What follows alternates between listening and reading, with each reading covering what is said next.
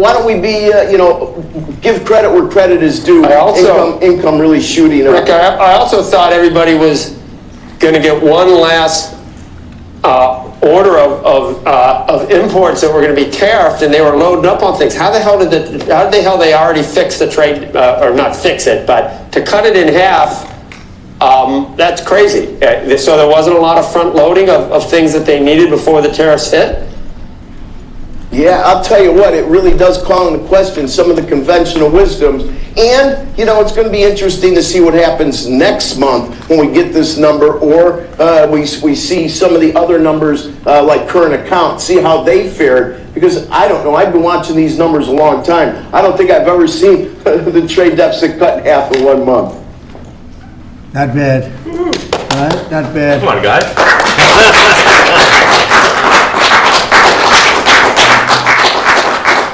I see Howard and Scott are here, so it's great. You guys want to stand over here? You might as well. You're the ones that help produce those numbers, and it'll only get better. The tariffs are so important, and that's why we were so happy with the decision yesterday where the tariffs continue, because without the tariffs, our nation would be imperiled. We would really be imperiled. I think I can say that with great surety, Scott and Howard. And so we were very happy to get that decision, that big decision yesterday. And today it's about a man named Elon, and he's one of the greatest business leaders and innovators the world has ever produced. He stepped forward to put his very great talents into the service of our nation, and we appreciate it. And I just want to say that Elon has worked tirelessly helping lead the most sweeping and consequential government reform program in generations. And the kinds of things that he's found and his people have found. He's brought a group of very smart people in, and they found things that are pretty unbelievable. I have to say that the numbers that we're talking about are substantial, but they're going to be very much more substantial with time, because many of the things that we're working on right now, we're going to have to remember Elon as we find them, but the numbers could double and triple because many things, we don't want to go out with them until we're sure, but we've found things that are unbelievably stupid and unbelievably bad. With the Department of Government Efficiency, Elon's delivered a colossal change in the old ways of doing business in Washington. Doge has installed geniuses with an engineering mindset and unbelievably talented people in computers. I actually asked Elon one time, what's their primary thing? And they have a lot of primary things, all having to do with being smart. But he said the thing that they're really the best at is working with computers, so that they can't be outsmarted by somebody that's not so honest, that happens to also be good with computers, but not as good as these people. But the mindset in the senior ranks of every federal department, and it's really changed. And with Elon's guidance, they're helping to detect fraud/waste and modernize broken and outdated systems. So as you know, we're talking about various systems and changing systems. And, sadly, it takes a long time to do that. You'll change, let's say, a system at IRS and computerize it properly, where the job can be done in 1/10 the time, but it takes sometimes years to rebuild those systems. But we've started, in many cases we've started. I will say that this has less to do with Elon, but the air traffic control systems, we're bidding out to the best companies in the world, those systems right now. They were horrible. What the previous administration was horrible what they did. They spent billions and billions of dollars, and in the end it didn't even come close to working. They tried to hook up wire to copper, and it can't be done. And they just spent billions of dollars and just wasted money. Actually made the system much worse. So we're going to get a brand new modern system. Congress is working with us on that, and we're going to get it done as quickly as we can. But it's in the works, and once it's done, it'll be good for 30 years. But we have a system that's 48 years old and would have a modern computer hooked into a very outdated computer, and they don't hook up. I mean, they didn't hook up. So after spending billions of dollars, they turned on the system, and in never any cases, from local to countrywide, they never worked.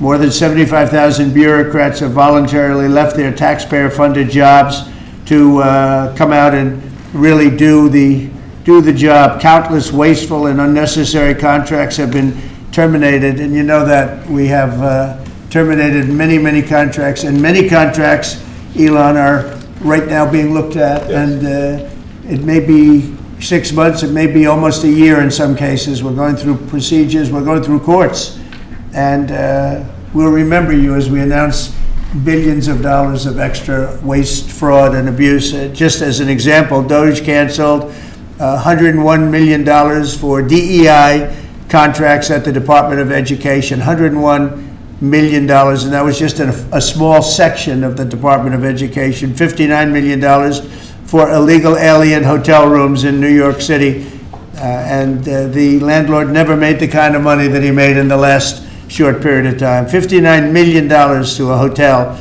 in New York City, $45 million for diversity, equity, and inclusion scholarships in Burma. In Burma, does anyone know about Burma? $42 million for social and behavioral change in Uganda. $40 million to improve the social and economic inclusion of sedentary migrants. I can say it's $2 billion to Stacey Abrams and her environmental movement. There was $100 in the account, and all of a sudden they found $2 billion in the account. And I assume that's being looked at. I don't know, I'm not sure, but I assume that's being looked at. Think of that, $2 billion. And then Lee will tell you there's another one over there for $20 billion being spent on another environmental. 20 billion, not 20 million, a lot, not 200,000, which is a lot. So think of it, in her case, you have $100, and now all of a sudden she gets hit with an infusion of $2 billion just before I take office.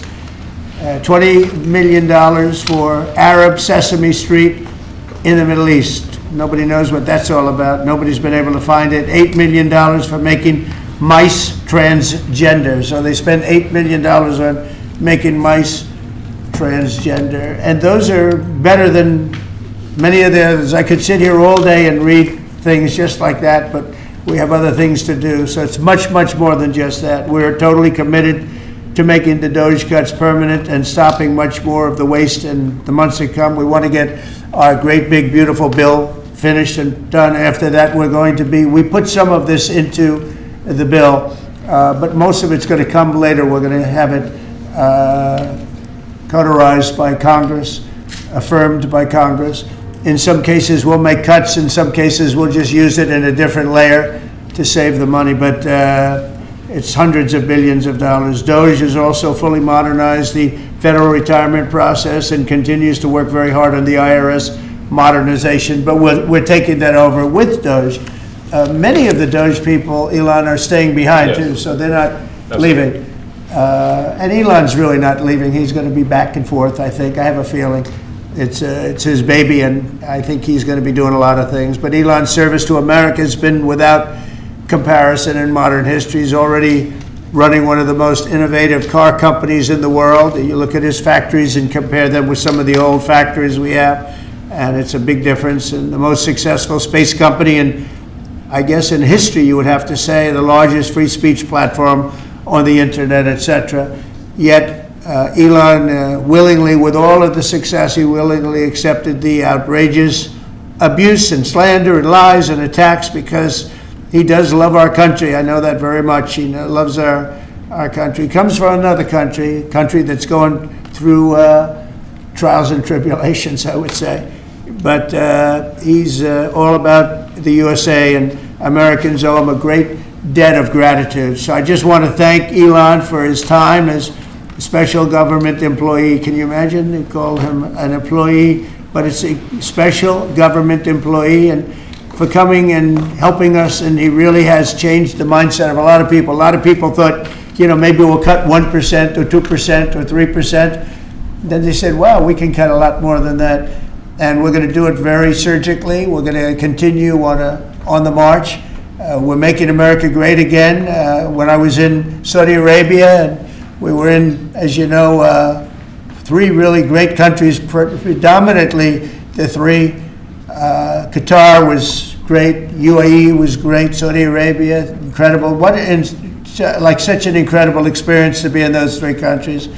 But the Crown Prince of Saudi Arabia, and I must tell you, the great leaders of the other 2 that we just mentioned, They all said the same thing, that the United States is the hottest country right now anywhere in the world. And 6 months ago, we thought it was dead. It was like a dead country. And it would have been a dead country if we didn't have the right result on November 5th. It would have been a horrible, horrible situation was going on with the borders, with transgender for everyone, men playing in women's sports, and so much more. But they were saying the hottest country anywhere in the world. And then I played that little clip because I was one person who's respected, or two people, because Joe was in that one too. Joe's a good man. But that was one group of people saying something about the success of what we've done over the last 4 months. They cannot believe it. In the one case, they said they've never seen anything like it as long as they've been doing what they've been doing. They've been doing it for a long time. So I want to thank Elon for helping. And again, the United States right now is the hottest country anywhere in the world. There's no country as hot, and we're doing really well. We came, when I left, we had no wars, we had no problems. We defeated ISIS, we rebuilt our military, and we had no inflation. And when I came back, we had a lot of inflation. We had wars all over the place.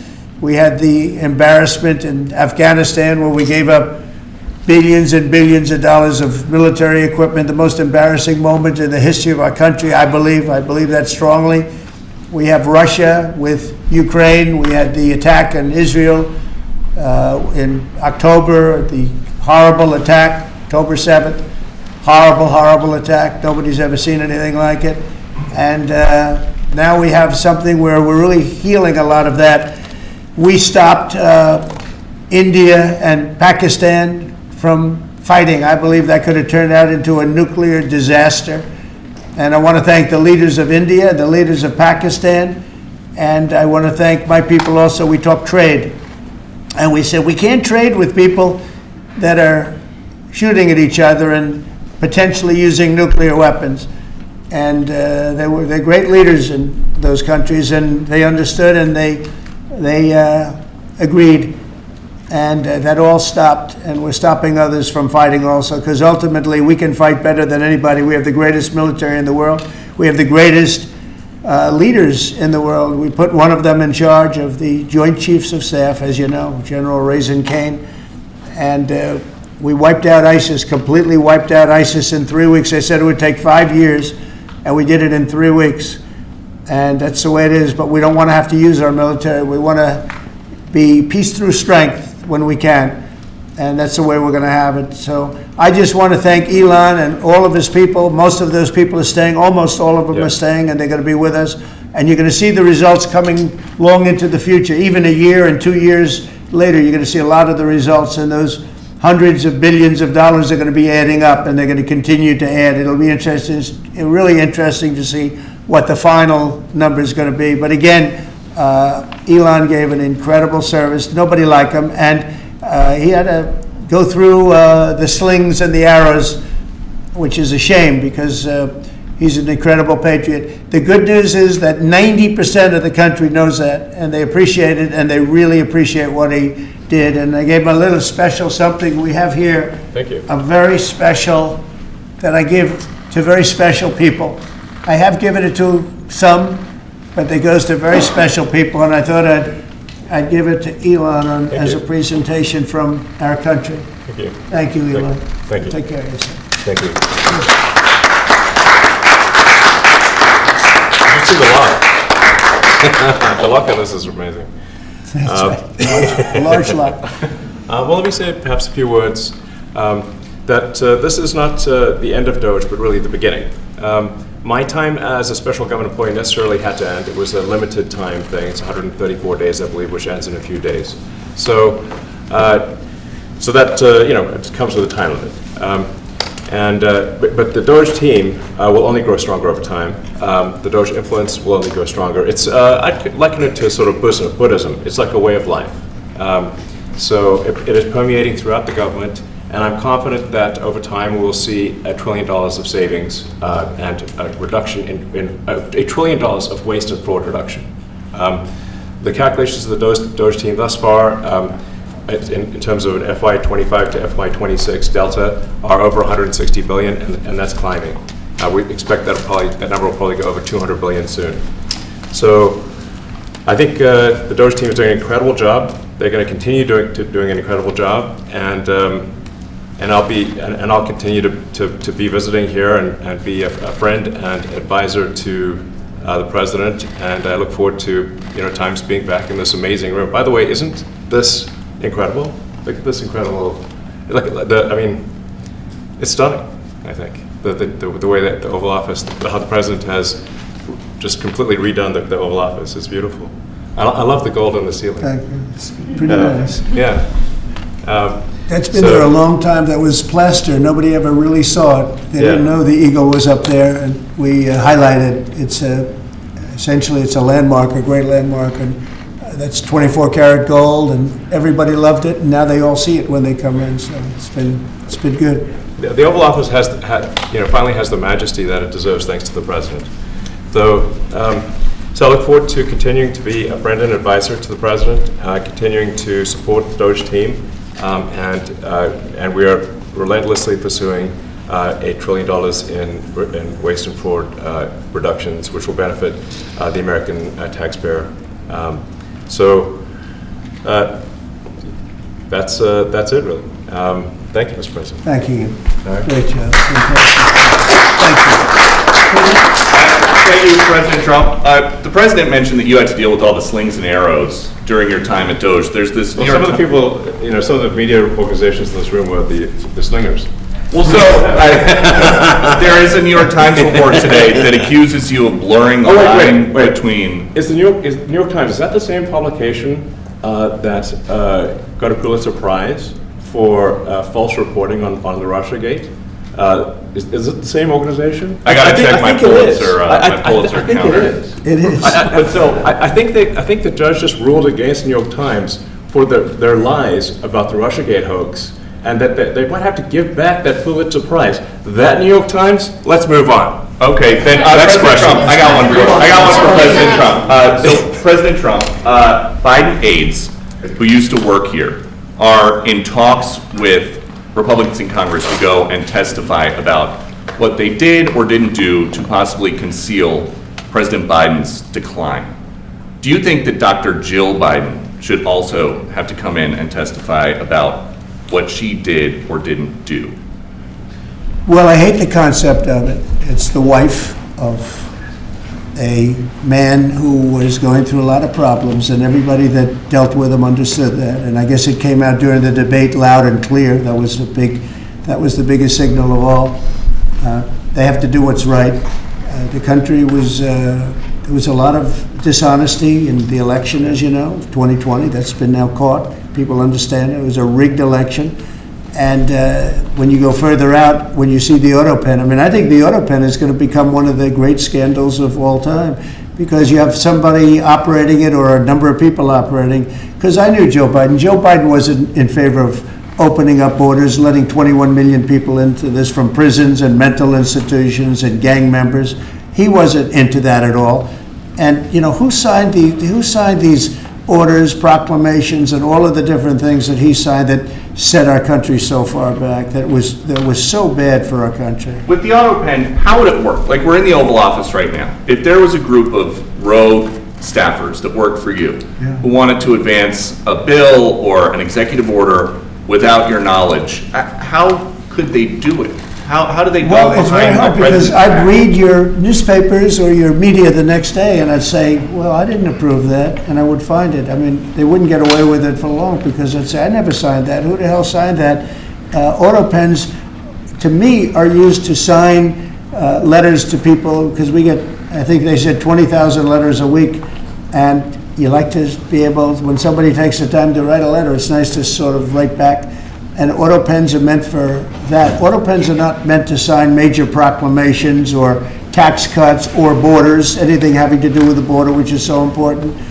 And if it happened on my watch, I would be able to see it, because the next day or sooner I'd be reading about something that I knew nothing about, and who the hell signed this?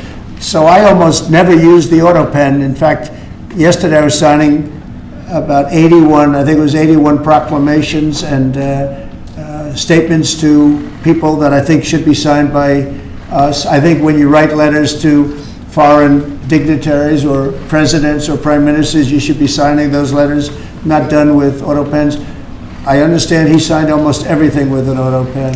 It's a very dangerous thing. It really means you're not president. Whoever operated the auto pen, and we think we know who that is, and it was actually more than one person, but that's not what the presidency is all about. I hardly used to know.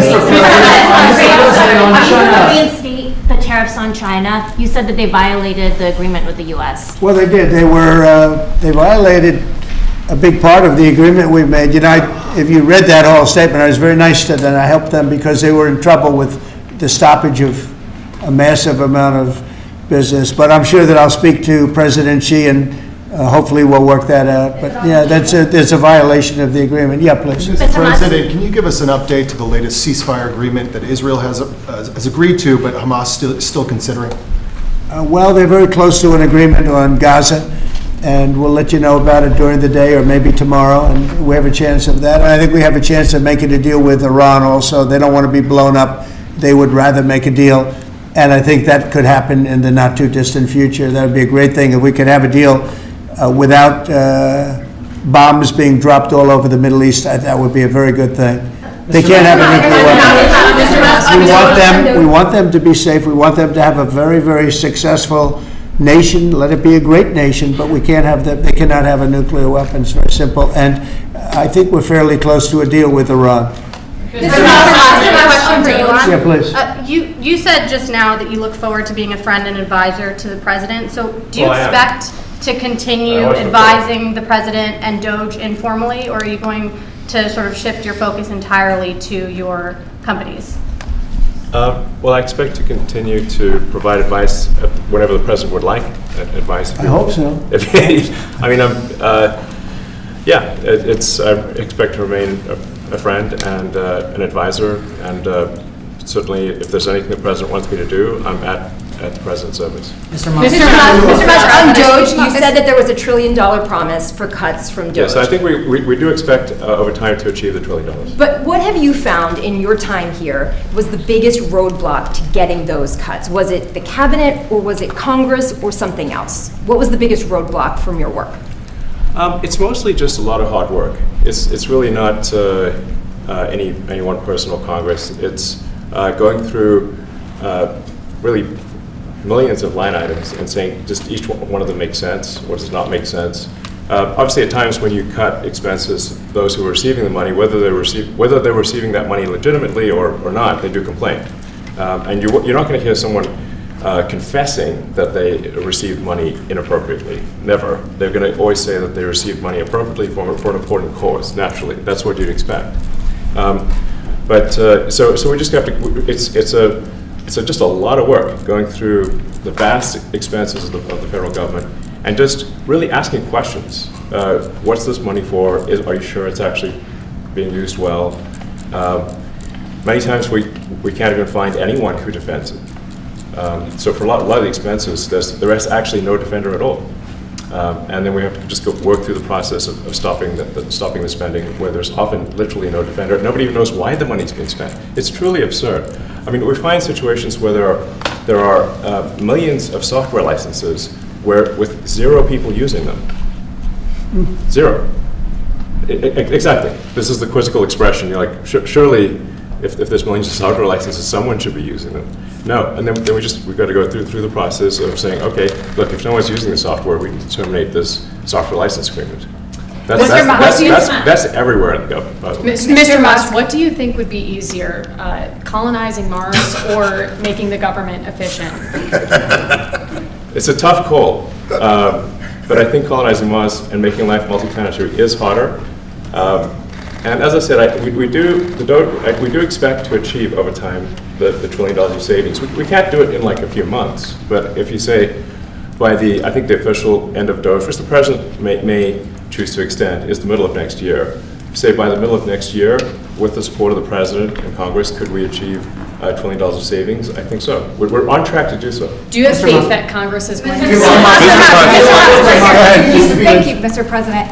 You had mentioned earlier in the week that Doge had become a whipping boy, and as the president mentioned, you went through a lot to go through this process. Yes. Was it worth it for you, and what would you change? Yes, so what we found was happening was that if there were any cuts anywhere, then people would assume that was done by Doge. And so we became like essentially the Doge boogeyman, where if so any cut anywhere would be ascribed to Doge. A friend of mine's daughter who's at law school at Georgetown thought that Doge had cut the Senate, the internships, the legal internships for the Senate, and we have nothing to do with that. So if they have been cut, it's not to do with us, just as an example. So, it just became a bit ridiculous where any cut anywhere was somehow Doge, and including things that made no sense, and we would agree made no sense. There are many things that occur in the government because it's the banal evil of bureaucracy. It's sort of the frankly largely uncaring nature of bureaucracy. It's as the great Milton Friedman said, money is spent most poorly when it is someone else's money being spent on people you don't know, and that's how federal spending is. And then you can't really even blame the individuals because the way the government works is complaint minimization. So when you do try to, when someone within the government tries to stop that money being spent, there's usually someone that complains. And then their manager will say it's not worth the trouble, just pay it anyway. That happens over and over again. So was it I think it was an important thing. I think it was a necessary thing, and I think it will have a good effect in the future. Thank you, President Trump. This week there was a video on board a plane that showed the First Lady of France slapping her husband, Emmanuel Macron. Do you have any world leader to world leader marital advice on the phones? Make sure the door remains closed. That was not good. No, I spoke to him, and he's fine too. They're fine. They're two really good people. I know them very well, and I don't know what that was all about, but I know them very well, and they're fine. What do you think about the Democratic Party plan to avoid being swept in every battleground state again by spending $20 million to study how to speak to American men? Well, they spent 2.8 billion. We spent 1.5. We spent much less. We spent about half of what they spent, and at the end they were $28 million short. They had to be. They spent 2.8 billion. It's a lot, but they couldn't get 28 million at the end, and now they want to spend. I read that they want to spend money to learn how to talk. That's fake. You don't want to be fake. You shouldn't have to hire consultants to say what America needs, because then the consultants should be running the deal, not them. But I read that they want to spend a lot of money in each state. So we won all 7 swing states, 7 out of 7. We won a lot more than that. We won the popular vote. We won everything, and they want to spend money to find out what they did wrong. And I mean, I could tell you what they did wrong. I could tell you every one of their programs. When they say men playing in women's sports, I would say that's not a winner. When they say transgender for everybody, I think that's not a winner. When they say open borders so the entire world population of criminals can pour into our country, I don't think that's a winner. I mean, I just gave them that for free, but I don't know if they'll change their ways. I see them all the time. I see people that I know in Congress, Democrats, they're trying to justify some of the things I just said. You can't justify them. I always hear they're 80-20 issues. I say they're not 80-20, they're 97-3. They might be 99-1. They're not 80-20. They wish they were 80-20. And they're wasting a lot of money if they're going to continue with that nonsense. And this one's a little bit more of a page 6 question, but back when you hosted The Apprentice, you mentioned once in 2012 that Diddy was a good friend of yours back then. He has since found himself in some very serious legal trouble. Yeah, that's true. Would you ever consider pardoning him? Well, nobody's asked. You had to be the one to ask, Peter, but nobody's asked. But I know people are thinking about it. I know they're thinking about it. I think some people have been very close to asking. First of all, I'd look at what's happening, and I haven't been watching it too closely, although it's certainly getting a lot of coverage. I haven't seen him. I haven't spoken to him in years. He used to really like me a lot, but I think when I ran for politics, that relationship busted up from what I read. I don't know, he didn't tell me that, but I'd read some little bit nasty statements in the paper all of a sudden, It's different. You become a much different person when you run for politics and you do what's right. I could do other things, and I'm sure he'd like me, and I'm sure other people would like me, but it wouldn't be as good for our country. As we said, our country's doing really well because of what we're doing. So it's not a popularity contest. So, I don't know, I would certainly look at the facts. If I think somebody was mistreated, whether they like me or don't like me, it wouldn't have any impact on me. Mr. President, on the Big Beautiful Bill, would you like to see the Senate build in some support for your tariffs on the Big Beautiful Bill, or should that be a standalone bill? I have great support on the tariffs. I mean, I was so honored that we got that ridiculous stay lifted, because that would have taken away presidential power. It would have taken away everything that was granted by the founders. It would have been a terrible thing. And it would have, most importantly, left us vulnerable. We have a lot of countries that use tariffs on us and use them viciously. And if we didn't have the power to use tariffs on them, and instantly, not when you go back to Congress and try and get hundreds of people to agree on something, that would take months to get just one simple proclamation. If we didn't have the power to counteract their powers, you wouldn't have a country left. We have to act fast. We have to be fast and nimble, as they say. And that was a really great moment, I think, yesterday when that stay was lifted. And hopefully now we'll go to court and just win that battle. Because if we don't have the power to do what they're doing to us, we are going to be a great nation no longer. Elon Musk was once idolized by folks on the left in this country before joining your administration. Now he's considered a hero by conservatives.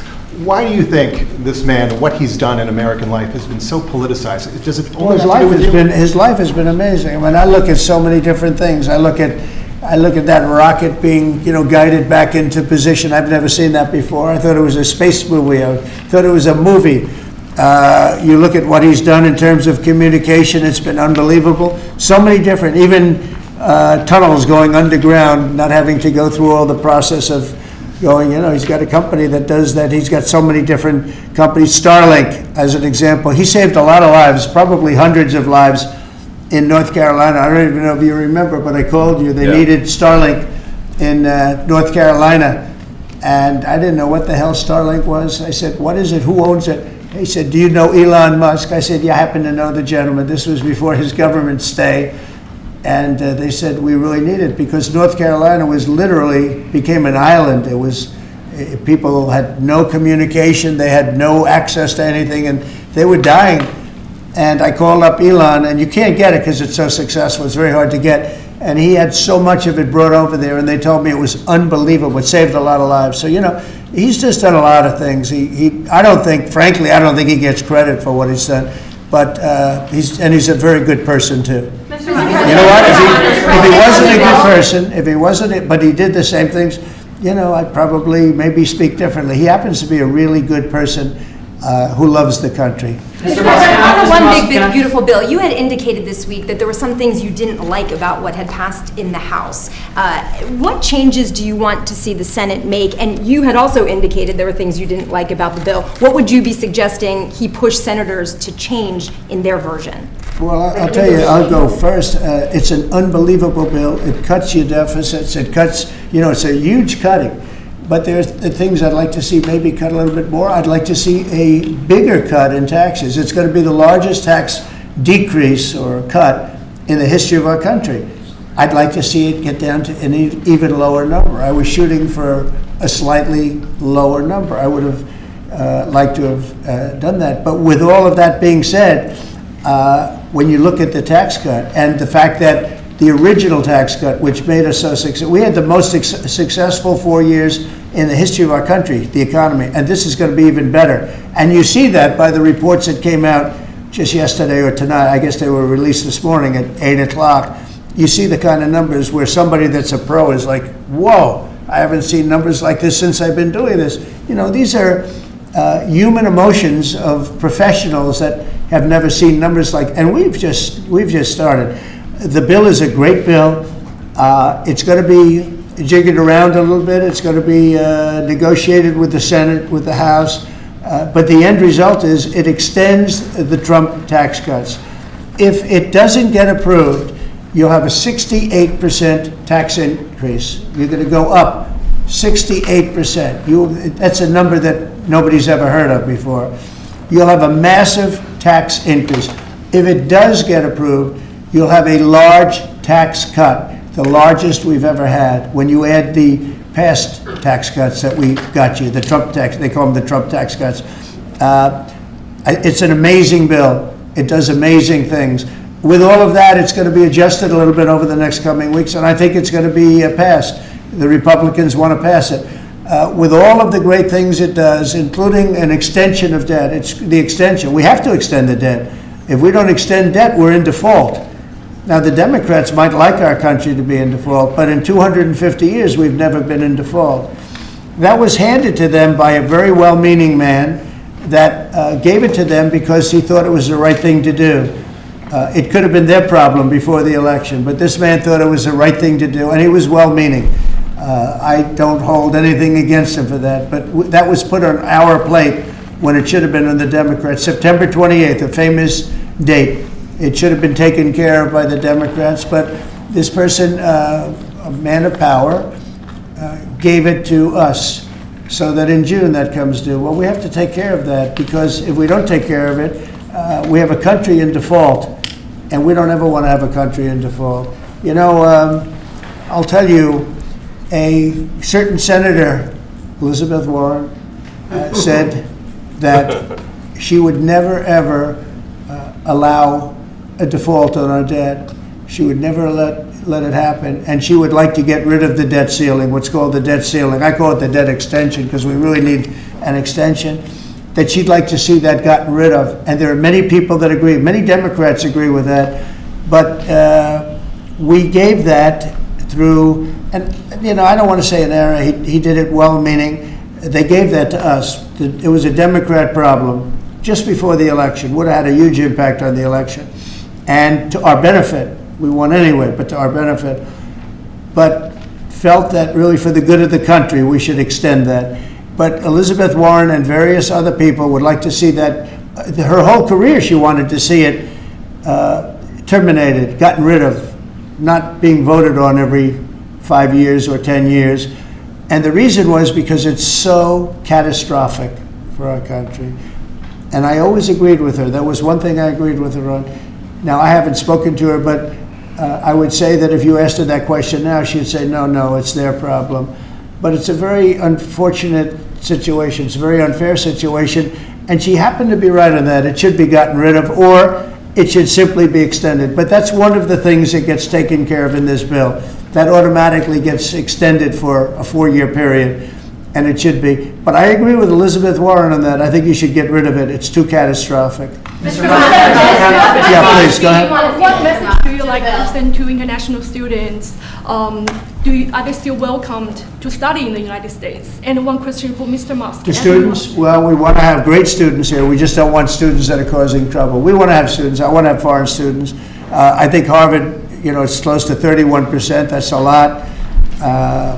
Our country's given $5 billion plus to Harvard over a short period of time.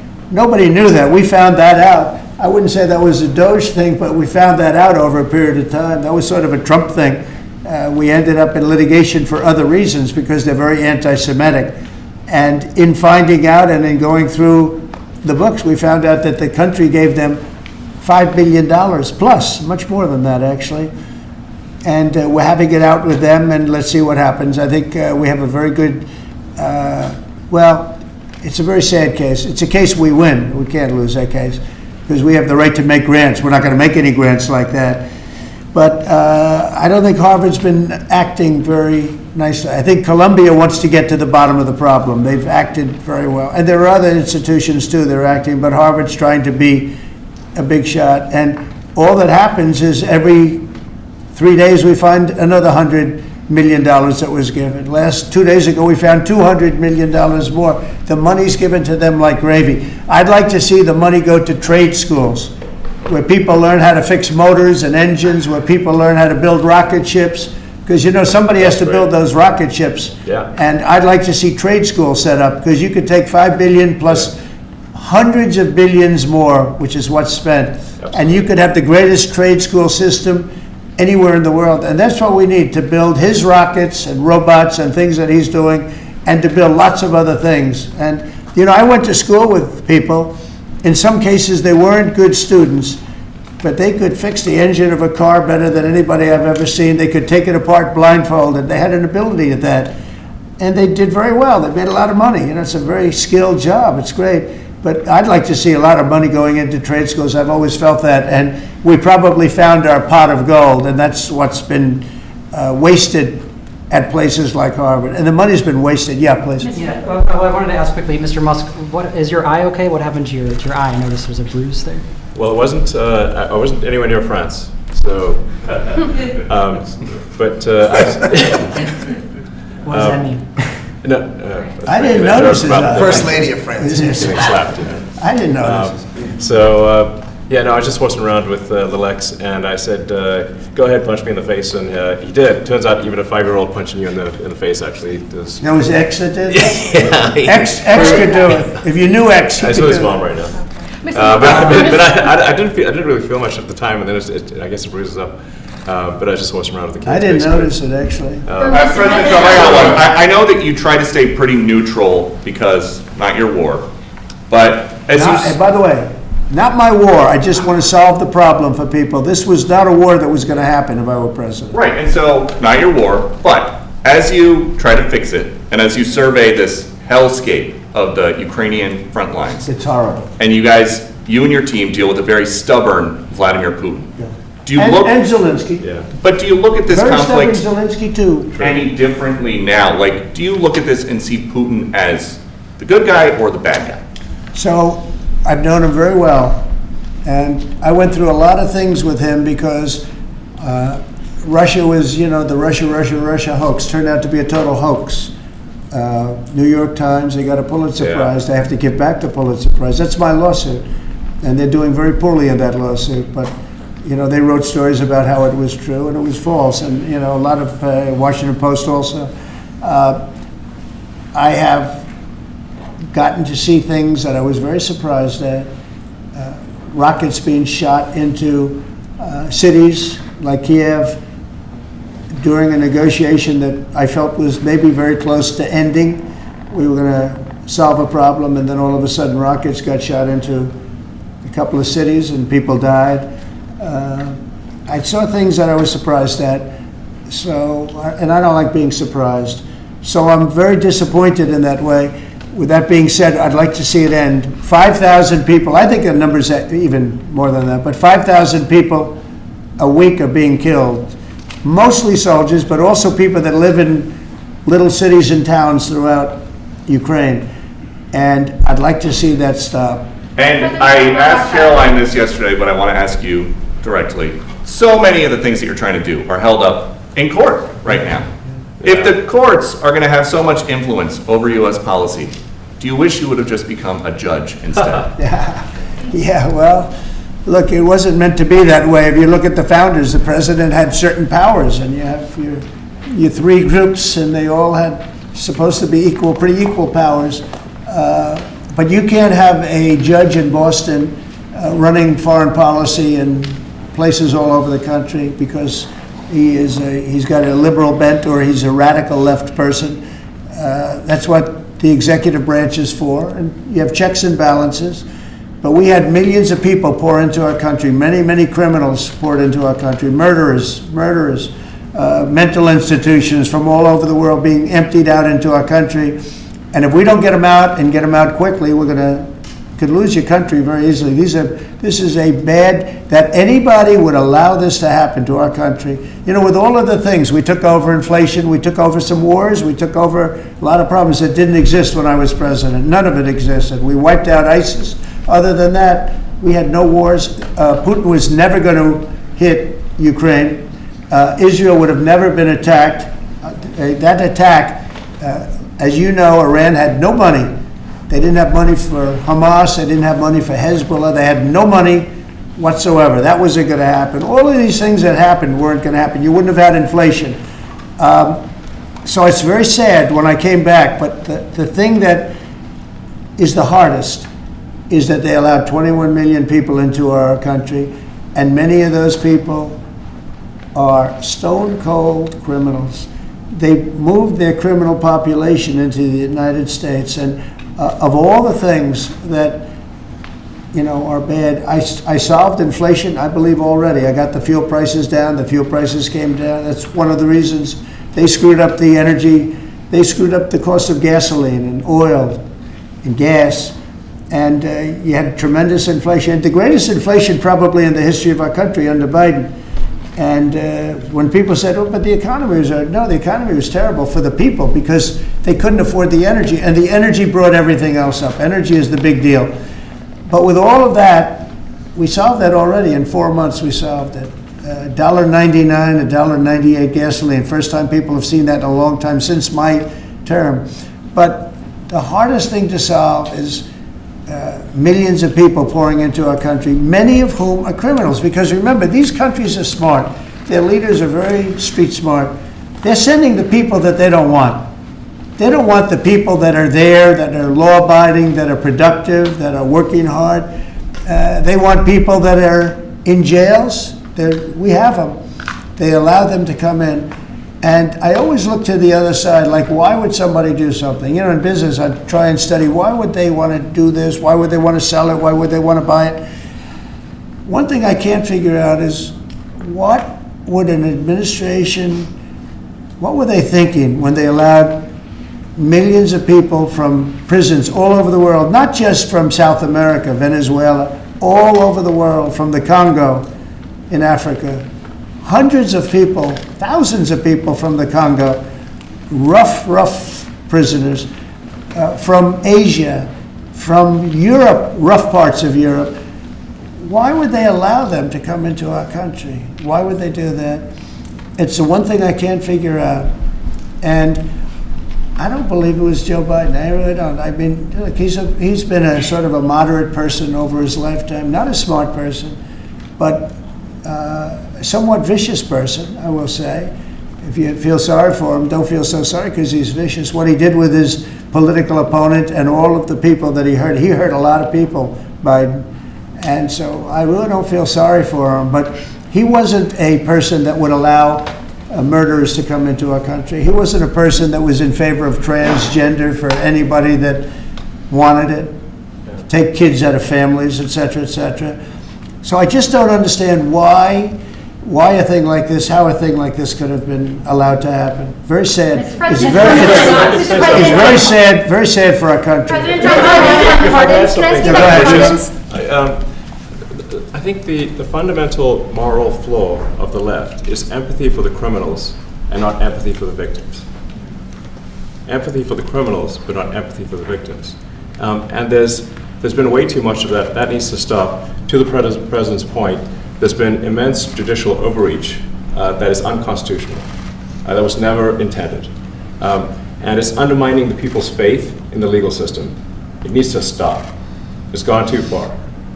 Mr. Musk, and just today, we had, just a couple of hours ago, we had a great decision from the Supreme Court, thank goodness, that was very important. We had two important decisions yesterday on the tariffs, because again, we have to be able to fight a fair fight with other countries. Howard, would you say we have to be able to use tariffs to fight people that use tariffs on us? I mean, if we didn't have that power of tariffs, we would economically be destroyed as a country, because they will destroy us. Other countries will destroy us with unchecked tariffs. We can check them when we have the use. They tried to take that power away from us. And if you take that power away, we're not going to have a country. We won't have an economically viable country.